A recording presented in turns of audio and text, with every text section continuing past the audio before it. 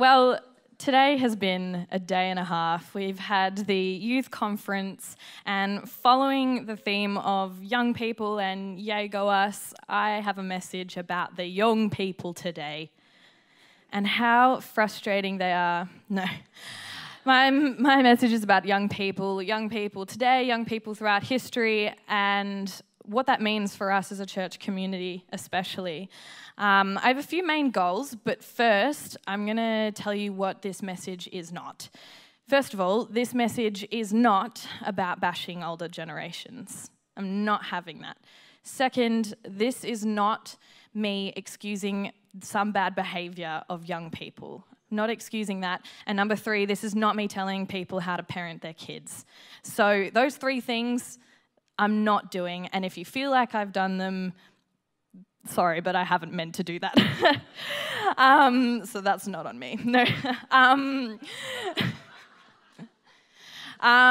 What this message is, though, I've got three main things that I want to get across. Number one, to demonstrate that complaining about young people is not a new thing, and I also want to demonstrate how this rhetoric can be really harmful for our young people, especially in our church.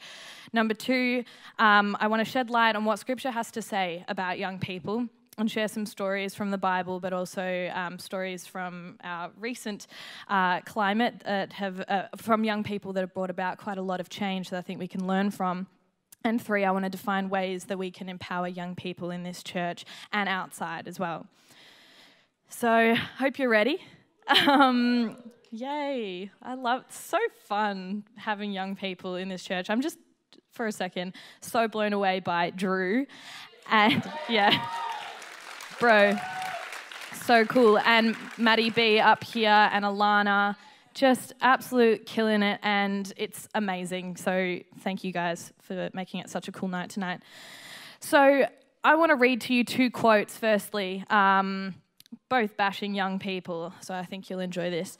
Number one, the children now love luxury. They have bad manners, contempt for authority. They show disrespect for elders and love chatter in places of exercise. Children are now tyrants, not the servants of their household. They no longer rise when elders enter the room. They contradict their parents, chatter before company, gobble up dainties at the table, cross their legs and tyrannize their teachers. Number two, the world is passing through troublous times. The young people of today think of nothing but themselves. They have no reverence for parents or old age. They are impatient of all restraint. They talk as if they know everything. And what passes for wisdom with us is foolishness with them. As for the girls, they are forward, immodest, and unladylike in speech, behaviour, and dress. First one, Socrates, somewhere between 469 and 399 BC. Second, an extract from a sermon preached by Peter the Hermit in AD 1274. Just putting it out there, this is not new. During my research for this, just trying to pull up more scraps of evidence for why this is not a new problem, us complaining and making jokes about young people. And let me just say, I love making jokes about young people. I love making fun of my generation, but that's not really what I'm talking about here. Have fun, whatever. I'm not the PC police, but you know, it's more than that. April 1st, this is 1913. This is an extract from a newspaper in 1913 from America. These strenuous times, when everybody has the mania to attain wealth and position, we no longer have time to reflect with deliberation and to develop our powers of conversation. In these newspaper and periodical days, when everybody can get the news and information which it cost much to collect, almost everybody sits behind the morning sheet or is buried in books or magazines. There is no longer the same need for communicating thought by the spoken word as it was formerly. 1913, guys. And let me also point out that I found an article by the name of someone called Eric Shipton, I believe, somewhere around this period, wrote an article about the dangers of young people reading novels. Which is just such a joke, because now, you know, you see young people reading and you're like, oh, isn't that lovely? Everyone's on their iPhones and they're reading a book. And this person, Eric, poor Eric, was thinking that novels were the downfall of society. Another extract from a Scotland newspaper in 1951, right after some new bus routes were implemented.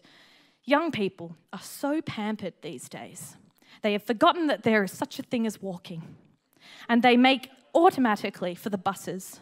The footpaths are getting more thinly populated every year. Unless we do something, the future for walking is very poor indeed.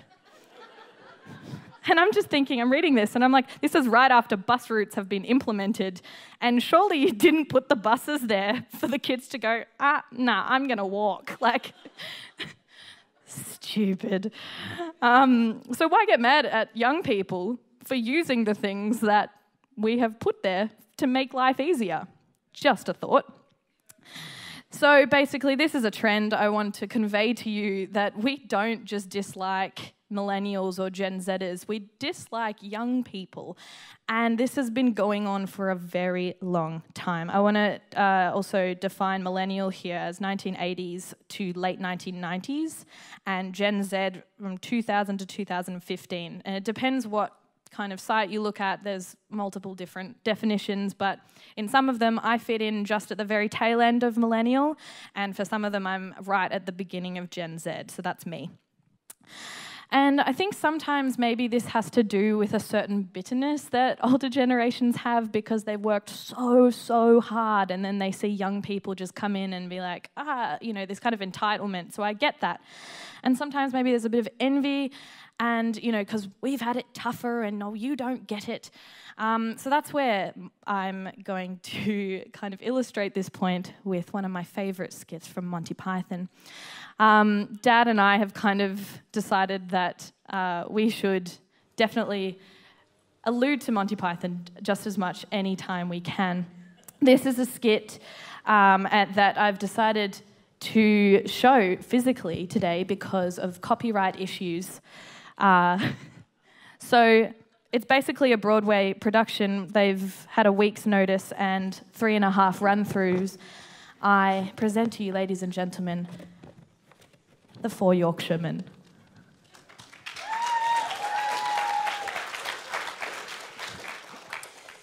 Hi, nothing like a glass of old Chateau d'Eclair. Are you, Governor? You're right there, Obadiah.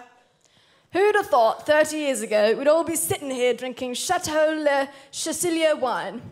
Aye, in them days we'd have been glad to have the price of a cup of tea. Aye, a cold cup of tea. Without milk or sugar. Or tea. In a filthy cracked cup. We never used to have a cup. We used to have to drink out of a rolled-up newspaper. The best thing we could have managed was sucking out of an old damp rag. But, we were happy in those days. We were poor. Aye, because we were poor, my old dad used to say to me, money doesn't buy you happiness. He was right. I was happier then and I had nothing. We used to live in this tiny house with a great big hole in the roof. A house? You're lucky to have a house. We used to live in one room, all 126 of us, no furniture, half the floor was missing, and we were huddled in the corner for fear of falling out. You were lucky to have a room. We used to have to live in a corridor. Oh, we used to dream of living in a corridor. Would have been a palace to us. We used to live in an old water tank on a rubbish tip. We got woken up every morning by having a load of rotting fish dumped on us. House? Well, when I say house, it was only a hole in the ground covered by a piece of tarpaulin, but it was a house to us. We were evicted from our hole in the ground. We had to go live in the lake. You were lucky to have a lake. There were 160 of us living in a small shoebox in the middle of the road. Cardboard box? Hey. You were lucky. We lived for 3 months in a brown paper bag in a septic tank. We used to have to get up at 6 o'clock in the morning, clean the bag, eat a crust of stale bread, go to work down mill for 14 hours a day, week in, week out. When we got home, our dad would thrash us to sleep with his belt. Aye. Luxury. We used to have to get up out of the lake, 3 o'clock in the morning, clean the lake, eat a hot handful of gravel, go to work at the mill every day for £2 a month, come home, and when we get home, we'd be lucky. Dad would beat us with a broken bottle. Well, we had it tough. We used to get up out of the shoebox at 12 o'clock at night and lick the road clean with our tongues. We had half a handful of cold gravel and worked 24 hours a day at the mill for 4 pence every 6 years. And when we got home, our dad would slice us in two with a bread knife. Right, I had to get up in the morning at 10 o'clock at night. Half an hour before I went to bed. Drink a cup of sulfuric acid, work 29 hours a day down mill, and pay mill owner for permission to come to work. And when we got home, our dad and our mother would kill us and dance about on our graves singing hallelujah. But you try and tell the young people today that, and they won't believe you. Why? Thank you, guys.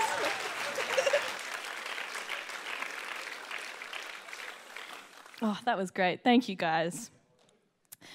So basically, that's just a funny way of conveying this is not a new issue, and we get it. It's hard. A lot of older generations have just really had to tough it to provide us the things that we do have now, and we see that, and we are very, very grateful for it. I want to remind us, though, that the video that I showed before I even got up was a lot of harmful rhetoric. It's a lot of stuff, snowflakes, and sometimes we get it, snowflakes, lazy, entitled, self-absorbed, and we can be all of those things, but let's not forget every generation can be those things. It is not just young people. I want to remind us that in Proverbs 18:21 it says that the power of life and death is in the tongue.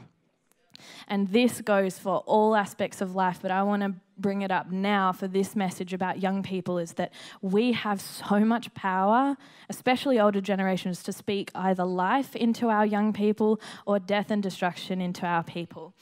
And so we got to be better than this media coverage. And I know that, like I said before, young people can be all of those things, but we need to encourage them that they are and can be more than that.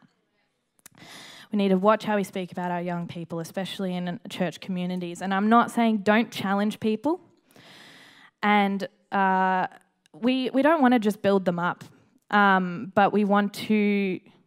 Oh, sorry, I lost my point. What I mean is younger people also notice how you speak about them. And this can become a cycle so that when younger people grow up, they're now in your position. And what are they going to do? They're going to do the exact same thing. They're going to talk down, they're going to patronize. So if we treat our young people with respect and dignity, we challenge them with love, they are more likely to do the same thing for the next generation. And I think that is a much healthier cycle that we do want to be in. And we have so much to learn from each other. I want us to turn to 1 Timothy 4:12. I love the Bible. We're going to look at the Bible for what it says about young people. This is a wonderful letter written by Paul. It offers practical and pastoral advice from, the aging apostle Paul to the younger pastor Timothy, who is working at a church in Ephesus. Paul had met Timothy about a decade prior to this letter. And he recognized his capabilities and potential as a young person, Paul did, and recruited Timothy to travel with him. This took place after a really sharp dispute that I actually talked about in my last message about conflict, when Paul and Barnabas split up because of a conflict that they had regarding circumcision and regarding whether Timothy should go and preach or not. So 1 Timothy 4:12 says, "Don't let anyone look down on you because you are young, but set an example for the believers in speech, in conduct, in love, in faith, and in purity." So I think this is a beautiful, beautiful passage written from an older man, wise old man who's just come out of prison, I believe, at this stage, and writing to a young person that is really, really new in this environment. And this is such crucial wisdom, and I think that this isn't just applying to young people. I think anyone can take this on board. We need to make sure that we don't look down on our young people, but we lift them up. Young people as well.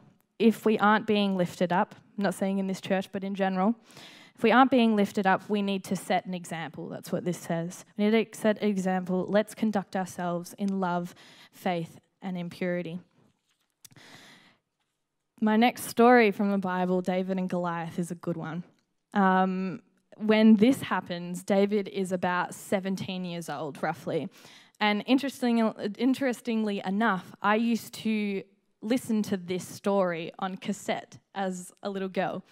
I would have been about 6 or 7, and I'd go to bed and I had these little Bible stories on cassette.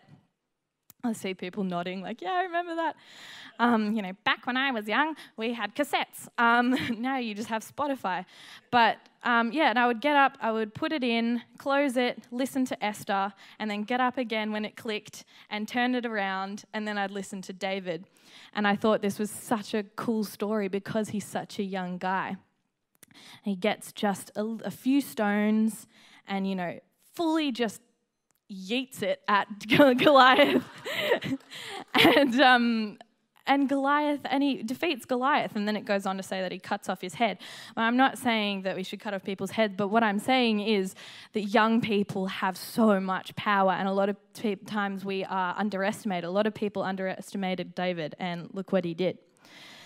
Another story from John 6. I didn't realize this until I was researching for this message, but in Jesus feeding the 5,000, that story, it's actually a young boy's food that is handed to Jesus. I read the story again and I realized a bunch of Jesus's peoples were like, yo, this isn't going to work. I don't have any food, or, that boy's got something, but it's not going to work. But this little boy is like, we'll give it a go. And look what happened. It's that childlike faith that little boy, he doesn't even have a name in the story, I wish he did. But, this little boy is like, all right, okay, this is what I've got, and see what you can do. And Jesus fed the 5,000. He chose to give to Jesus his 5 loaves and 2 fish because of his childlike faith. And he didn't listen to the older people that were thinking, with their imminent frame, it's not going to work. This isn't going to happen. Even though they've seen Jesus work wonders from time and time and time again. It's that childlike faith that is so important. This one's interesting as well. Joseph, he was only about 17 when sold into slavery. And I think it's just really interesting. A lot of these stories, the Bible stories, they're really, really young people going through really difficult things. And even though, the lifespan back then is not really the same expectancy, that is what brings me to the next point. Last but not least, Jesus, he would have been maybe around 30 years old at, just before the time of his resurrection, death and resurrection. And if he would have been alive now, he would have been probably classed as a millennial, which I find interesting, millennial Jesus.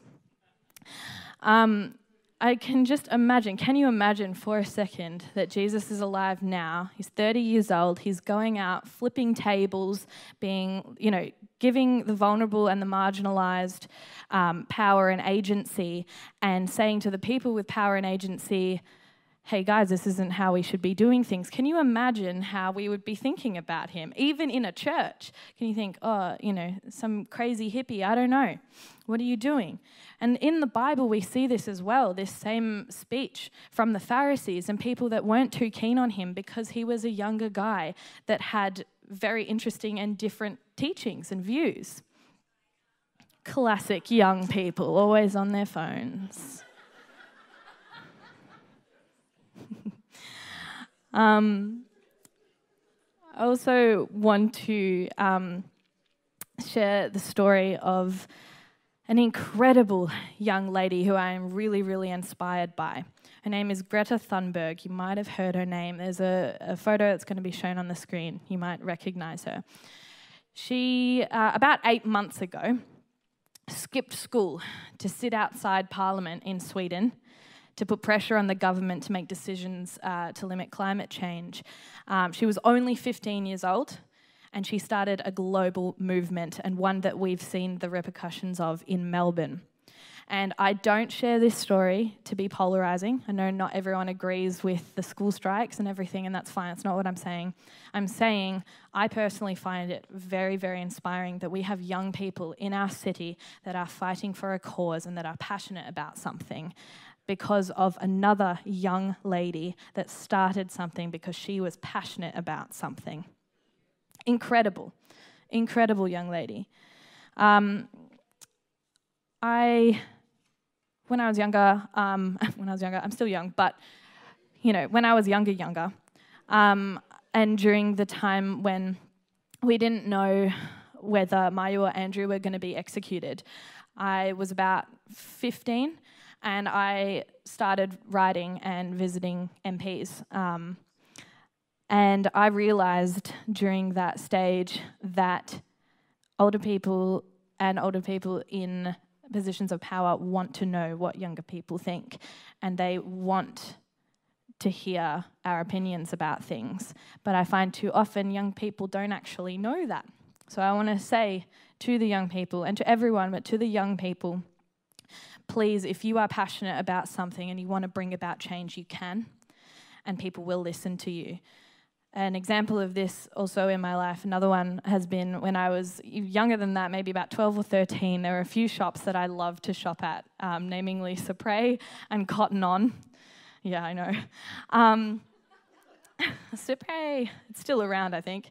And I, being a really young person who on one hand really wanted to fit in and really wanted to I wanted to wear the clothes that were acceptable to my friends. I wanted to look cool or whatever. But then on the other hand, I found out that Supre and Cotton On were using human trafficking and child slavery to make their clothes.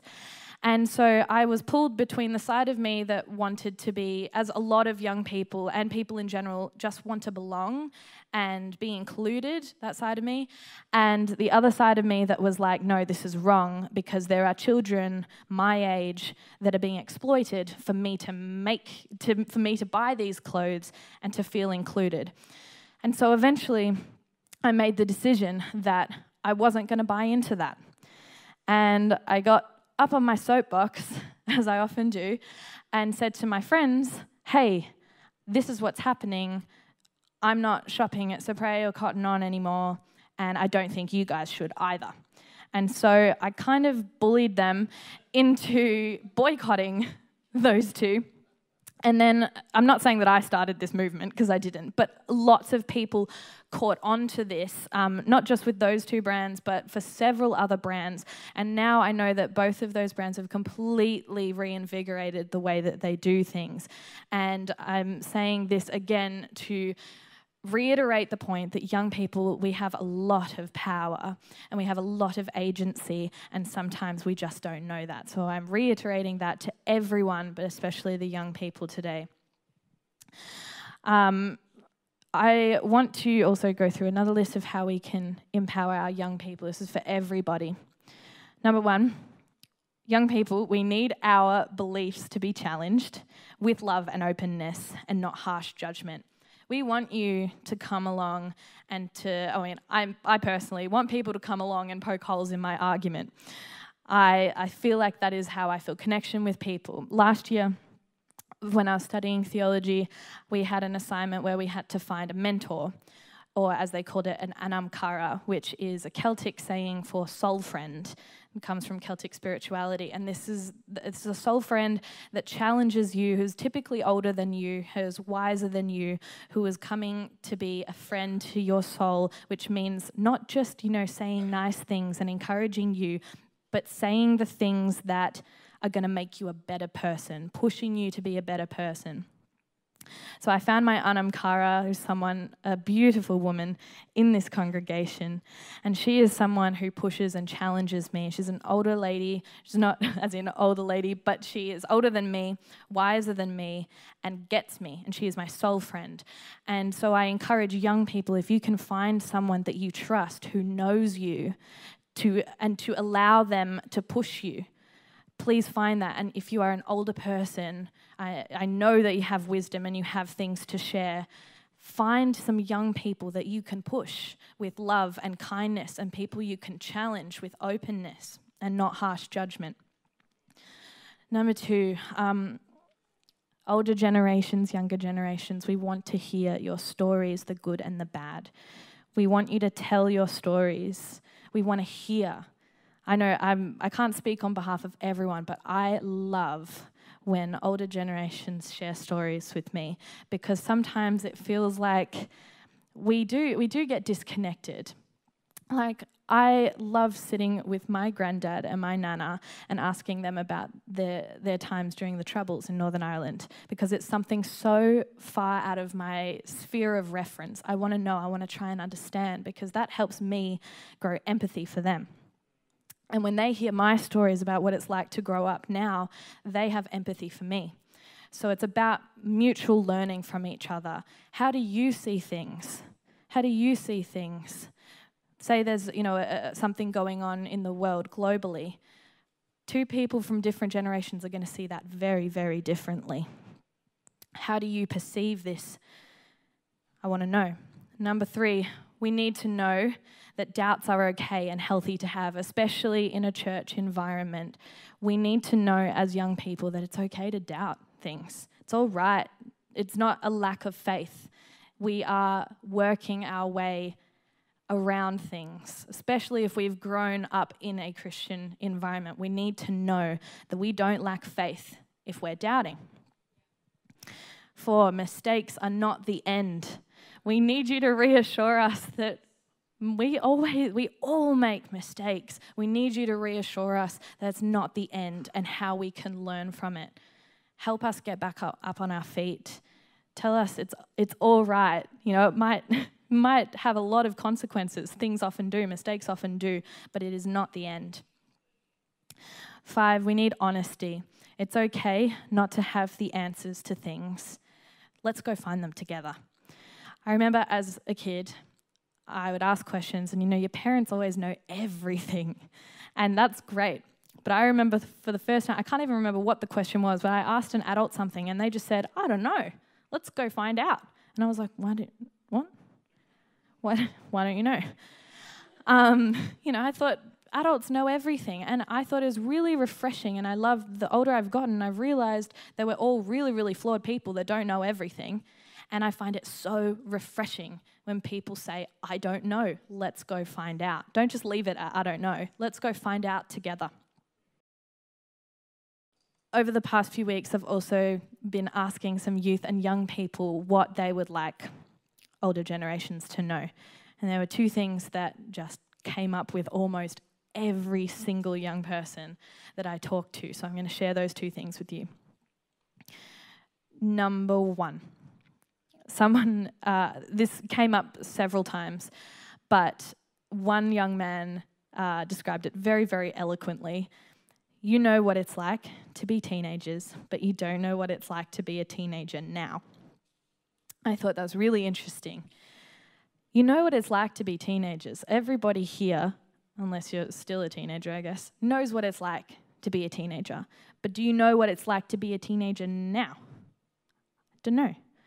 But because of things like technology and globalization, things have changed quite a lot. And like I said, things have not changed, but things have really, really changed.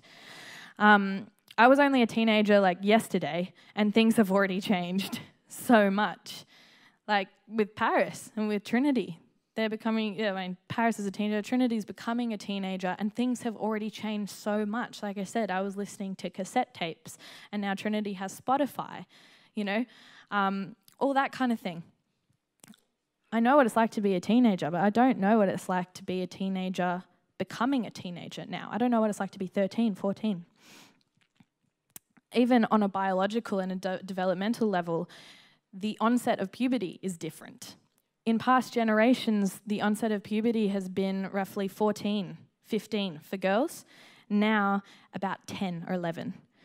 So I'm not saying any of this to, invoke fear or say how to parent or whatever, but what I'm saying is these things are changing. So if we are treating young people like how we were treated when we were teenagers, it's not necessarily going to work because things have changed. The other thing that young people want older people to know is similar to a point I said before, let my faith be my own. Now, I grew up in a Christian household, as you guys know, and sometimes, to be completely honest with you guys, that has felt like a fishbowl, and it's been interesting. But I'll share some of my story now. I grew up in a Christian household. I learned how to speak in tongues when I was 3 years old. I led Paris to the Lord when I was 7 in a hotel in Texas. And I know. And a lot of my childhood was quite Pentecostal, very shasakara, very full on, and that was what I grew up with, and I love all of that. But I didn't realize till later that maybe I wasn't doing it because I actually believed in it, but because that's what I was brought up with. That was what was in front of me, and that was what was comfortable. So during my teenage years, I was coming to church, I was coming to youth. A lot of it was quite social for me. And, I would tithe and I would pray and I would do all of these things. I would read the Bible, but I didn't feel ever like my faith was actually my own. And I've had very candid conversations with my parents about this, don't worry. And they have always been very, very supportive. I'm very grateful. And basically, it came to a point where even in the last few years, I decided, hey, I know a lot about Christianity. I know a lot about my faith, but I also don't know anything. I don't know anything for myself, what I really believe and why I really believe it. So last year, I decided to study theology. And I got to tell you, that's like the best thing I've ever done for my faith. And now I know why young people have been saying, let my faith be my own. It's because you will hold on to something so much more when you have worked hours and hours to figure it out. When your Jenga tower has come crashing down, all the things that you've believed in, and it's just not fitting anymore. So you work and you read and you study until it's built back up and you have a solid foundation. You're going to hold on to that so much more than if your parents just go, here's one I made for you. You're going to hold on to that so much more. And trust me, I do, because I worked so hard to figure out what I believe in. And it's something that I'm happy to stand by now. Yay. Yeah. So those two things that the young people in this church want everyone to know is, you might know what it's like to be a teenager, but do you know what it's like to be a teenager now? Ask us. Talk to us about it. And we want to talk to you. Boy, do we want to learn from you. And second, let our faith be our own. And I know this is hard because you just want the best for your kids. Everything is out of love. And you just want best for young people. It isn't just for parents. You just want the best for young people. You don't want them to get hurt. But sometimes, we've got to figure it out on our own. It's hard, but you can help us and we want you to help us. So I'm going to finish up with this quote by Henry Nouwen. Young people are not the future, but the now of God. We aren't the next generation. We are this generation. And we need everybody's support and guidance. Maybe it's time that we asked young people a little bit less what they want to be when they grow up, but what they want to be now. Because we have a lot that we can do now. We have a lot of power and a lot of agency, and we can't do it without any generation. We all need to work together. So young people, what do you want to be now? What do you want to be now? Amen. Amen.